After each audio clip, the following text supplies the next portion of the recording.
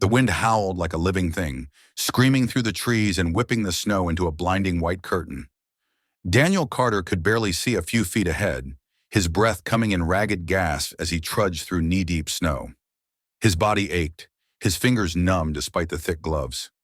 He had set out that morning for what was supposed to be a routine winter hike, a challenge, but nothing he hadn't handled before. But the mountains had other plans. The blizzard had come out of nowhere, swallowing the landscape in a fury of ice and wind. His map was useless, his compass unreliable, and his phone battery had died hours ago. He had no idea how far he had strayed from the main trail. Panic clawed at his chest, but he pushed it down. Panic was the enemy. He had to stay calm, keep moving, find shelter. A sudden gust of wind sent him stumbling forward, his foot sinking into an unseen hole beneath the snow. He fell hard, the impact jarring through his body. For a few seconds, he just lay there, exhaustion pressing down like a weight. Then he saw it, a shadow in the storm. At first, he thought it was a trick of the light, the swirling snow playing games with his tired mind. But then it moved. A figure, low to the ground, pacing through the drifts with an ease that Daniel envied. A husky.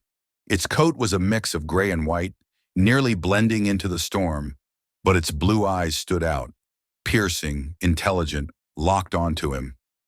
Daniel slowly pushed himself up. "Hey, boy?" His voice was hoarse, barely audible over the wind. The husky let out a soft bark, then turned and took a few steps forward before stopping to look back at him. It wanted him to follow. For a brief, absurd moment, Daniel hesitated.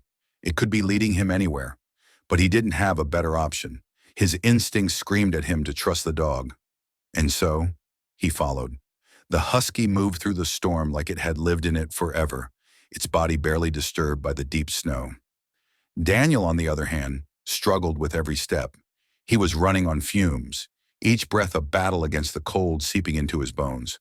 They walked for what felt like hours. The wind never relented, and the cold only grew sharper. Several times Daniel wanted to stop, to drop into the snow and rest, but the husky would always turn back, waiting for him, eyes unwavering. At one point, Daniel fell to his knees, his vision swimming. The world spun, and a deep, insidious exhaustion crept over him. The husky suddenly barked, a sharp, urgent sound. Then it moved closer, pressing its warm body against Daniel's. "All right," Daniel muttered, forcing himself up again. "I get it. No sleeping in the snow." Eventually, through the near whiteout, a shape emerged. A cabin, half buried in snow, its wooden walls weathered and aged, but undeniably shelter. Relief surged through Daniel. He staggered forward, forcing the door open with stiff fingers. The husky followed him inside, shaking the snow from its coat. Inside, the cabin was eerily silent. The air smelled of dust and old wood. A fireplace sat unused in the corner, with a small stack of logs beside it.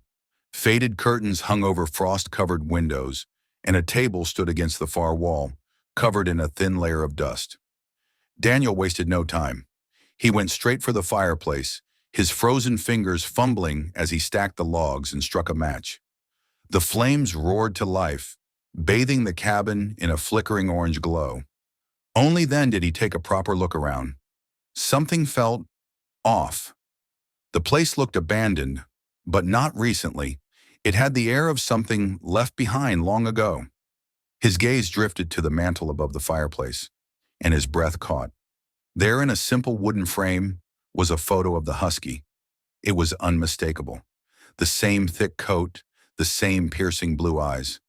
The only difference was that in the photo, the dog sat beside a young girl, no older than 10, her arms wrapped around him in a tight hug, his stomach twisted. Slowly, he turned to the husky. It sat near the door, staring at him. Daniel's eyes scanned the rest of the cabin. Against the far wall, half hidden by dust and shadow, was a backpack.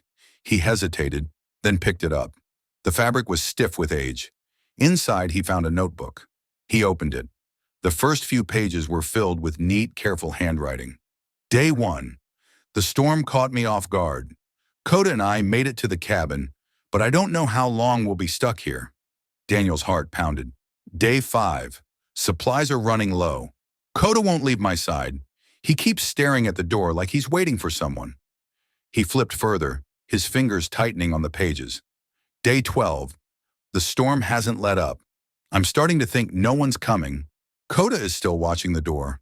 Then the final entry, written in shaky, fading ink. Day 18. If someone finds this, please don't let Coda be alone. Daniel shut the notebook, his throat tight. He looked at Coda again, the truth sinking in. The dog had been waiting for someone who never came back. That night, Daniel barely slept. The fire crackled softly, filling the cabin with warmth, but his mind couldn't stop replaying the words in the notebook. Coda had saved him, just like it had tried to save her. By morning, the storm had cleared. A soft golden light filtered through the frosted windows. Daniel stepped outside, the world now silent in the aftermath of the blizzard. The trail was visible again. He could find his way home. He turned to the husky kneeling beside him. Come on, Coda, let's go. For a moment, the dog didn't move. Then slowly it stepped forward, pressing its cold nose against Daniel's hand. Together, they left the cabin behind. As they walked, Daniel glanced back one last time. The cabin stood silent, untouched, a ghost of the past. But for the first time in years, Coda was no longer waiting.